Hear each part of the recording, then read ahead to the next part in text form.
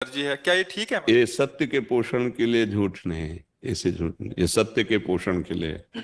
हम अपने धर्म पर चलना चाहते हैं, लेकिन हमें पता है कि भोजन अशुद्ध है। अगर मैं कहता हूं भोजन अशुद्ध है तो इनको दुख होगा, तो हम उसको बचाव पक्ष में कहते हैं आज हमारे पेट में दर्द है, आज मैं प्रसाद नहीं पा सकता, आ तो गया हूं पाऊंगा नहीं।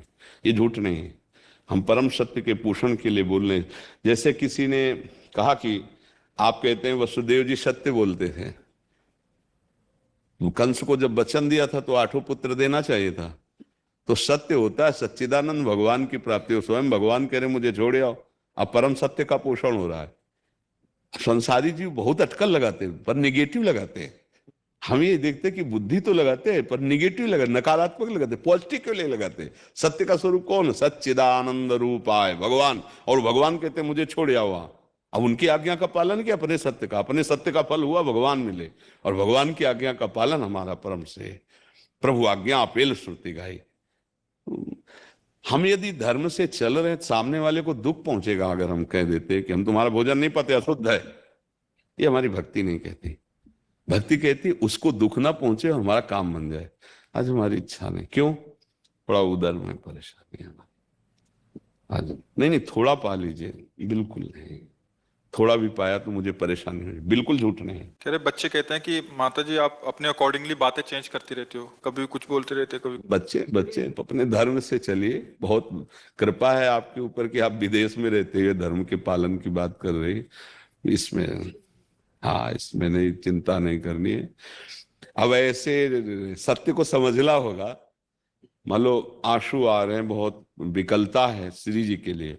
हमारा शास्त्र आज्ञा करता है कि अपने प्रेम को कभी प्रदर्शित न करे। वो नहीं समझ। अब 4 लोग आपको श्री जी के प्रेम में रोना आ रहा था क्या? नहीं, श्री जी के प्रेम में नहीं रोना आ रहा था। ऐसी कोई बात याद आ गई थी, उसमें रो रहे थे। श्री जी के लिए हम कहाँ रो सकते हैं? अशास्त्र आज्ञा है कि अपनी आंतरिक वृत्ति को छुपाना है, उसमें नहीं। एक बहुत बड़े महापुरुष थे, राजा के दरबार में श्री कृष्ण कथा हो रही थी। तो जे ही श्री कृष्ण रूप माधुरी की चर्चा हुई, हुंकार मारी, उछले और गिर पड़े और भाव दशाएं प्रकट हो गई। अब राजा तो चरणोदक उतारा और बहुत प्रसन्न के ऐसे महापुरुष। उनको जब होश आया तो सब हाथ जोड़े खड़े थे। तो सोचा यार यहाँ तो सब जानकारी हो गई। तो राजा से कहा आप ऐसा क्यों कर रहे हैं? बोले आप में भाव दशा। बोले भाव दशा नहीं, मैं मिर्गी आती है। तो राजा को भी भ्रम, अच्छा ये मिर्गी आती? बोले हाँ। अब वो कथा में मिर्गी आ गई, कभी भी आ सकती, कहीं भी आ सकती है।